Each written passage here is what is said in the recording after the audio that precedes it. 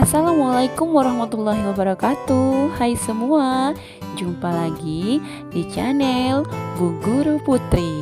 Pada video pembelajaran kali ini, kita akan belajar tentang perkembangbiakan vegetatif pada tumbuhan.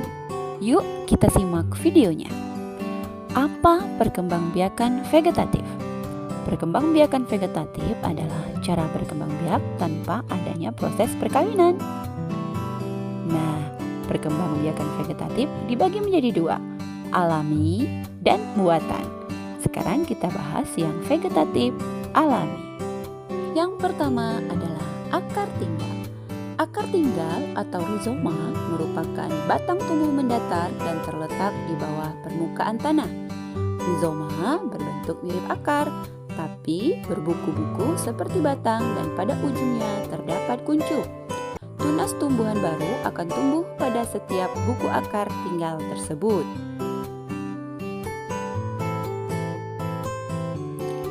Contohnya, ada pada tanaman jahe, lengkuas, kencur, temulawak, kunyit, dan ginger. Yang ketiga, ada umbi batang. Umbi batang adalah batang yang tumbuh di dalam tanah dan digunakan untuk menyimpan cadangan makanan dan membentuk umbi. Jika umbi ditanam, tunas bisa tumbuh dan membentuk tumbuhan yang baru. Akar pada tanaman yang berkembang biak dengan umbi akar beralih fungsi menyimpan cadangan makanan. Nah, sekarang kita lihat pada tanaman apa aja sih yang berkembang biak dengan umbi batang.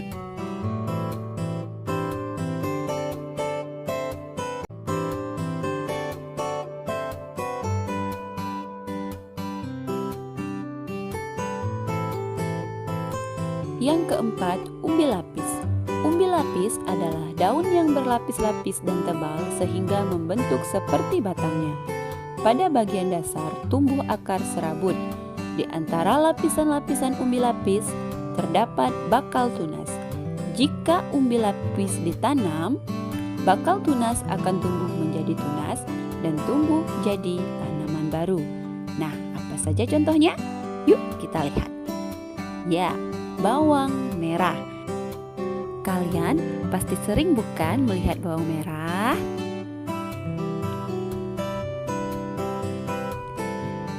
Yang berikutnya ada umbi akar. Umbi akar adalah perubahan bentuk akar yang mengembang di dalam tanah. Seperti apa sih umbi akar? Yuk kita lihat contohnya.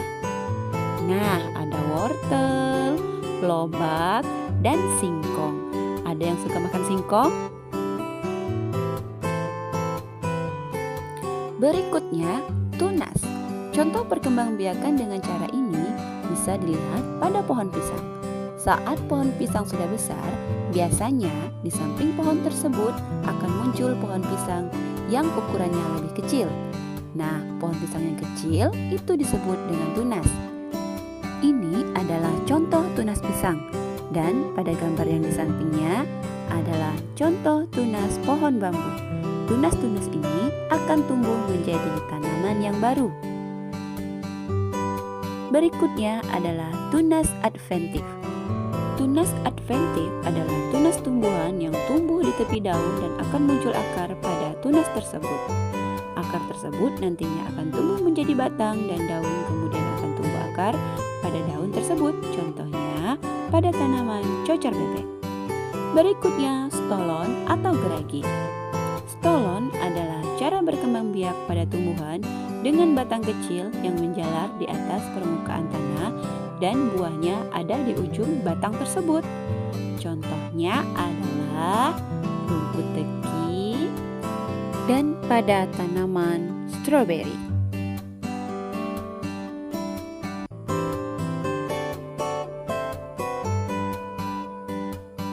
Yang terakhir adalah spora.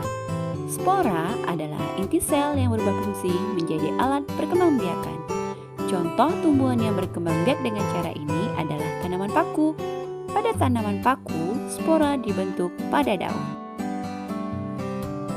Spora terletak pada kotak spora atau sporanium yang berkumpul di dalam sorus yang merupakan kumpulan kotak spora. Sorus terletak di tepi bawah daun yang berupa seperti bintik-bintik kecoklatan. Saat sporanium pecah, maka spora akan keluar dan jatuh pada tempat yang cocok. Barulah akhirnya tumbuh tanaman paku yang baru. Nah, ini adalah contoh tanaman paku. Demikian video pembelajaran singkat tentang perkembangbiakan vegetatif alami pada tumbuhan. Semoga video pembelajaran ini bermanfaat. Jangan lupa untuk terus rajin belajar. Wassalamualaikum warahmatullahi wabarakatuh.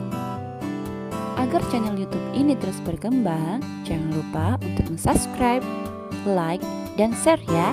Terima kasih.